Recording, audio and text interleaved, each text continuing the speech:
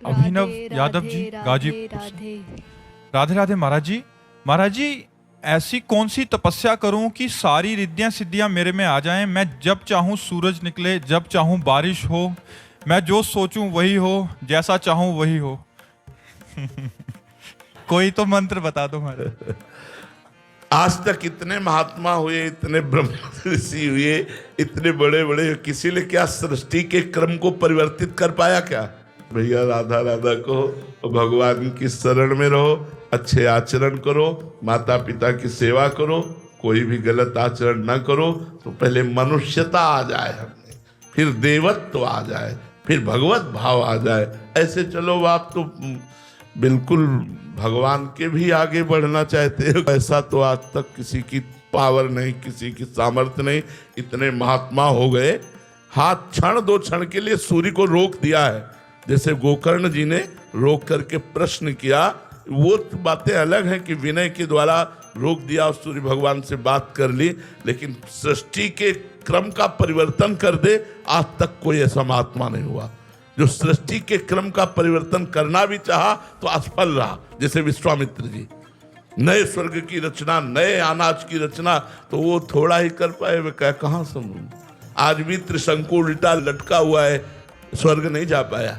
विश्वामित्र जी ने अपने तपोबल से स्वर्ग भेजा, वहां से धक्का लगा दिया तो आज भी उल्टा रखा, और उसी की लार बहती जिसे कर्मनाशा नदी कहते हैं। हमारे जी एक आदि सिद्धि का ही मंत्र बता दो। नहीं, सब सिद्धियां आ जाएंगी, लेकिन ये सिद्धि कि सूर्य को मतलब जब चाहे उदय करें, जब चाहे, ये तो केवल भगवान में, दूसरे में नहीं, ये केवल भगवान में।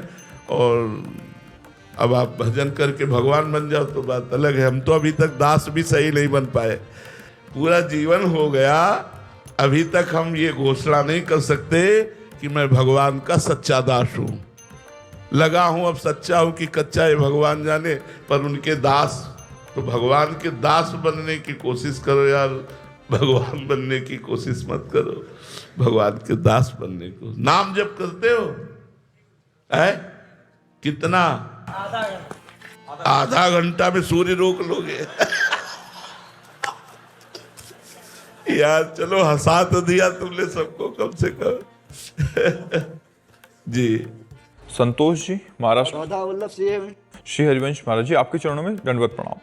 गुरुदेव, गुरु अपराध क्या है और इससे कैसे बचें? गुरु की आज्ञा का उल्लंघन करना, राधे राधे। गुरु की निंदा करना, गुरु में दोष दर्शन करना, ये गुरु अपराध के अंतर्गत है। गुरु की आज्ञा का उल्लंघन कर दिया तो गुरु अपराध, गुरु में दोष दर्शन किया तो गुरु अपराध, गुरु की निंदा की या सुनी तो गुरु अपराध। इससे बचना चाहिए। ये सारे भजन के प्रभाव को निष्फल कर देता है, क्योंकि भजन गुरु ही प्रदान करते हैं, नाम मंत्र उपासना।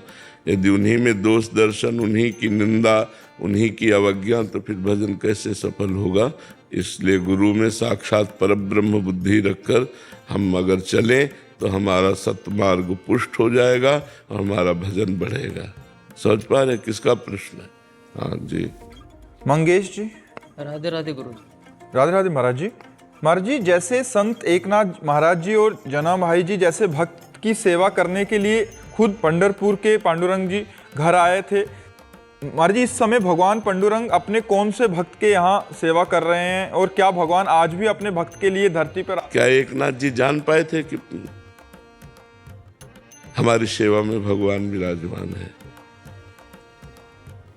नहीं जान पाए थे ना।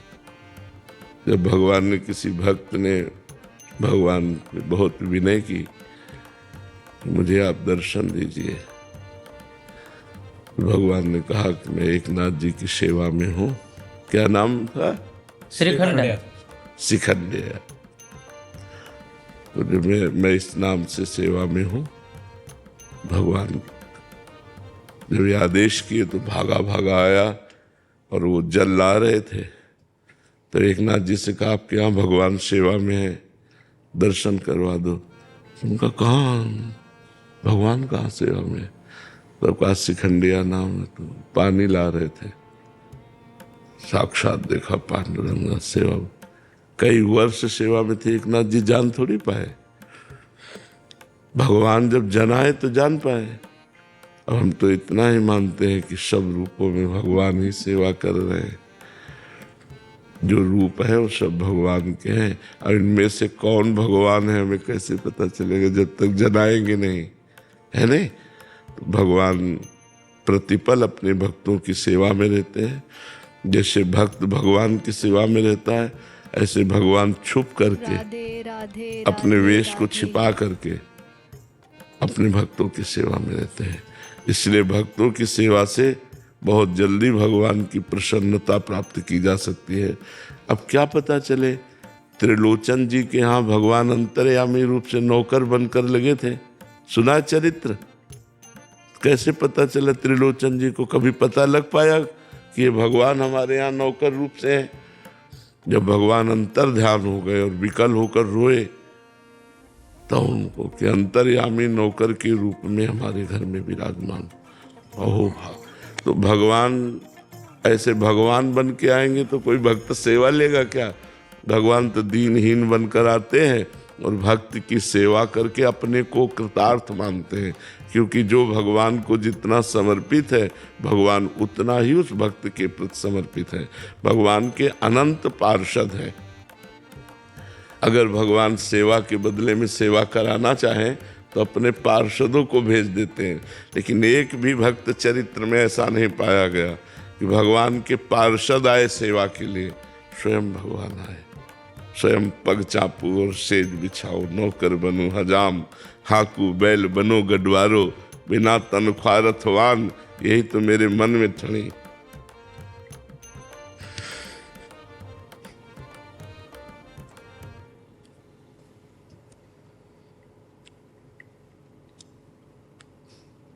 भगवान बहुत प्यार करते हैं।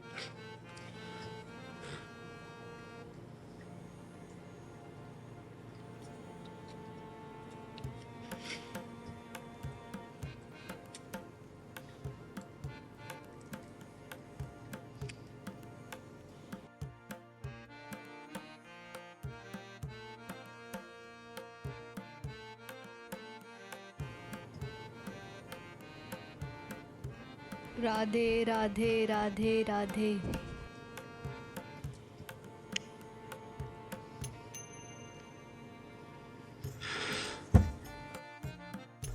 रिया जी, राधे राधे महाराज जी। महाराज जी, भगवान से अपना संबंध कैसे पहचाने? गुरु कृपा से।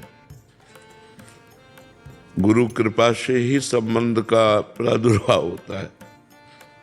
जैसे हम भगवान के दास हैं, हम भगवान के सखा हैं, ये गोपी भाव, ये सहचरी भाव, ये जो भाव संबंध है ये गुरु कृपा से प्राप्त होता है, आचार्य परंपरा से प्राप्त होता है।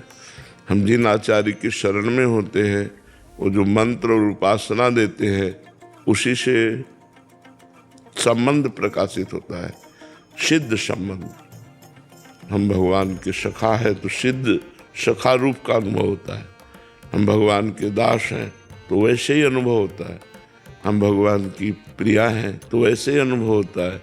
हम उनकी सहचरी है तो वैसे ही अनुभव होता है। ये गुरु कृपा से होता है, आचार्य कृपा से होता है, स्वयं से नहीं, स्वयं सिद्ध नहीं हो सकता। बिना आचार्य और गुरु कृपा के कोई इस मार्ग में सिद्धि नहीं प्राप्त कर सकता। और सिद्धि है भाव की प्राप्ति। भाव प्राप्त हो गया, बस उसी भाव में वो डूबा रहता है। तो भाव ही रस का रसास्वादन कराता है। और उसके हमारे यहाँ शांत भाव, दास्य भाव, सख्य भाव, वात्सल्य भाव, कांता भाव, सहचरी भाव, ये भाव है जो आचार्य प्रदत्त होते हैं। उनके द्वारा जो मंत्र मिलता है, उपासना मिलती है, उसी से भाव की पूर्ति होती है। हम स्वयं से संबंध भगवान से स्थापित करके सिद्ध नहीं हो सकते। आचार्य कृपा से हमारा भाव सिद्ध होता है। जो आचार्य मंत्र देते हैं, गुरु मंत्र देते हैं, उसी से हमारा भाव देह बनता है और उसी से हमारा भाव सिद्ध होता है।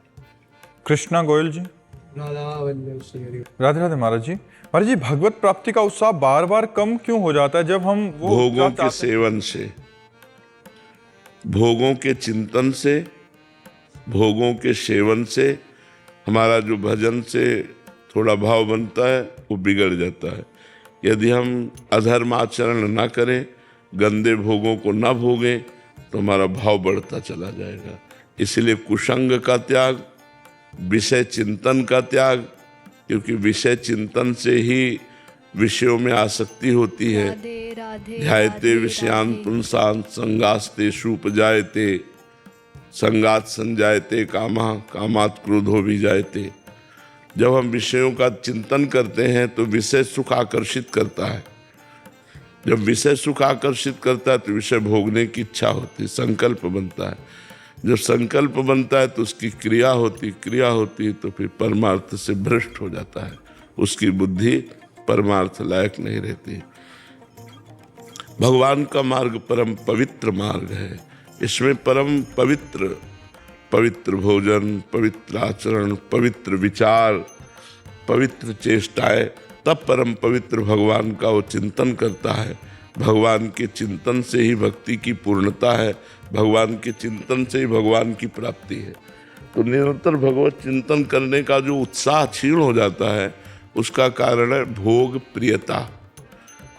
भोगों में, विषयों में जो प्रियता है, जो हमसे भोग क्रिया हो जाती है, गंदा दृश्य देखा, गंदी बात सुनी, गंदी क्रिया करी, तो हमारे भजन का जो भाव उत्सव बढ़ता है, वो उत्साह क्षीण हो जाता है। फिर कुछ ऐसे रूखा रूखा सा, भजन में रुचि नहीं रहती ऐसा।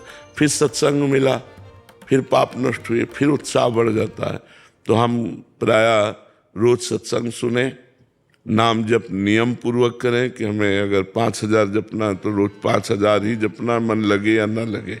और भोजन पवित्र, और कुसंग का त्याग, और भगवान से अपनापन करने के लिए उनके चरणों का आश्रय, तो इससे हमारा भजन बढ़ता चला जाएगा। नोएडा से राधे राधे महाराज जी।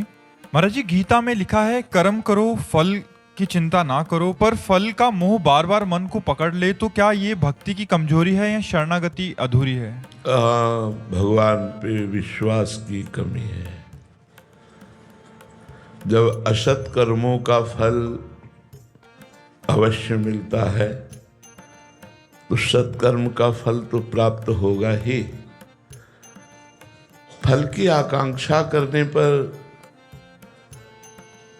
भगवान ने इसलिए रोक लगा दी कि जैसे आपने बहुत अच्छे नंबरों से पास हुए, आपके पास डिग्री है, तो आपको नौकरी नहीं मिल रही, क्योंकि आपको प्रारब्ध दुख देना चाहता है, वो आपको असफल करना चाहता है, आपका पूर्व प्रारब्ध। अब आप इतना पढ़े लिखे और आपकी नौकरी नहीं लगी, पढ़ाई लिखाई का तो फल है ना कि हमारा व्यापार, हमारी नौकरी, और उसमें असफल है, तो आप निराश हो जाएंगे। बहुत से लोग जैसे पढ़ाई में फेल हो गए बच्चे, तो की सोचने लगते हैं। बहुत से किसान परिणाम पर दृष्टि रखते हैं, फल पर, और अनावृष्टि, अतिवृष्टि आदि से फसल नष्ट हो जाने पर वो की बात सोच लेते हैं। बहुत से ऐसे परिणाम हैं जिनमें हम पहले से निश्चित कर लेते हैं, व्यापार या खेल या किसी विषय में। तो परिणाम के लिए भगवान आदेश करते हैं, सुख दुखे समे कृत्वा लाभा लाभो जया जयो। सुख और दुख में, लाभ और हानि में, जय और पराजय में तुम समान भाव रखो। कर्मण्येवाधिकारस्ते मा फलेषु। तुम केवल कर्म करने पर अधिकार रखो, फल पर नहीं। फल तो मैं निश्चित करूंगा, क्योंकि फल पूर्व प्रारब्ध से प्रेरित देखा जाता है। कोई ज्यादा चतुर भी नहीं है, बहुत पढ़ाई भी नहीं की, और बहुत धनी के घर में जन्मा, बहुत धनेश्वर है, बहुत प्रवीण भी है, बहुत पढ़ा लिखा भी है, लेकिन उसकी व्यवस्था ही ठीक नहीं, क्योंकि प्रारब्ध बुरा है। तो ये पूर्व प्रारब्ध से आधारित होने पर असफलता और सफलता मिलेगी। यदि आप इसको नहीं समझ पाएंगे तो इसमें दुखी हो जाएंगे, अशांत हो जाएंगे, आप इसमें बहुत नकारात्मक सोच वाले बन जाएंगे। इसलिए भगवान फल के लिए मना करते हैं कि तुम फल के, वैसे प्राय सब कोई फल का आधार लेकर ही कर्म शुरू करता है कि इस खेत में बोएंगे तो इतना तो हो ही जाएगा, इस व्यापार को करेंगे तो इतना लाभ तो हो ही जाएगा, इस नौकरी में करेंगे इतना मिलेगा तो ऐसा ऐसा हो ही जाएगा। वो अज्ञान कल्पना है। शुद्ध ज्ञान ना होने के कारण, भगवान के प्रति विश्वास ना होने के कारण, भगवान की सुदृढ़ भक्ति ना होने के कारण वो फल की आकांक्षा पर अपने आप को स्थित करके सुखी और दुखी होता रहता है। यदि वो भगवान के आश्रित हो तो प्रारब्ध भी कम हो जाएगा, अशुभ प्रारब्ध, और अगला जो कदम बढ़ेगा वो बड़ा मंगलमय, बड़ा आनंदमय होगा। पर ये थोड़ा सा अव्यक्त मार्ग है, छुपा हुआ मार्ग है, इसलिए हम लोग विश्वास नहीं करते। अगर विश्वास कर लें और हम केवल अपने कर्तव्य कर्म पर दृष्टि रखें कि हमारे कर्तव्य में त्रुटि नहीं होनी चाहिए, तो परिणाम मंगलमय होगा ही।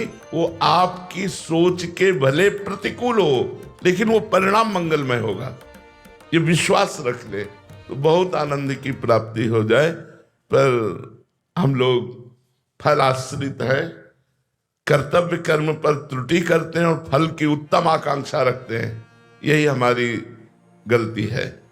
कर्तव्य कर्म पर हम दृष्टि रखें, फल जो होगा वो भगवान जाने। हम फल के अधीन नहीं है, हम अपने कर्तव्य में त्रुटि नहीं होने देंगे। वो उत्तम गति को प्राप्त होता है, और वो उत्तम वीर है जो अपने कर्तव्य पर देखता है, परिणाम पर नहीं। कर्तव्य कर्म पर चूक नहीं होनी चाहिए, परिणाम तो मंगलमय ही होगा पक्का। जब गलत कर्मों का फल मिलता है तो सत्य कर्म का फल क्यों लोप हो जाएगा? वो जरूर मिलेगा, हमें उसमें निश्चिंत रहना चाहिए। पर प्रारब्ध के वशीभूत होने के कारण आपको अपनी क्रिया का उल्टा फल दिखाई दे सकता है, इसलिए आपकी अश्रद्धा और नकारात्मक सोच बन सकती है। तो अश्रद्धा और नकारात्मक सोच न बने, इसलिए भगवान ने ऐसा आदेश किया है। रेखा सिन्हा जी पटना से। राधे राधे महाराज जी। महाराज जी, दृष्टा, साक्षी, तटस्थ भाव क्या है महाराज? एक ही बात है, राधे साक्षी राधे, भाव, राधे राधे, दृष्टा भाव, तटस्थ भाव, ये आत्म भाव है। जैसे मेरे मन में संकल्प उठा, मैं ये दृश्य देखूं। अब इसमें देखना बहुत सूक्ष्म विषय है। देखने की क्रिया नेत्रेंद्रिय की, संकल्प करने की क्रिया मन की, और मैं देखूं ये अंतःकरण का अहंकार। जो अंतःकरण का अहंकार है वो, और मैं जो शुद्ध है, जो आत्मस्वरूप है, वो इन सबको जानने वाला है, इन सबको देखने वाला है, इन सब का साक्षी है।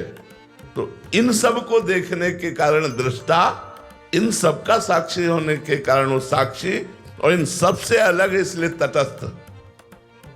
वो है आत्मस्वरूप। जब तक आत्मस्वरूप का ज्ञान नहीं होगा तब तक मैं ही करता और भोगता रहता है।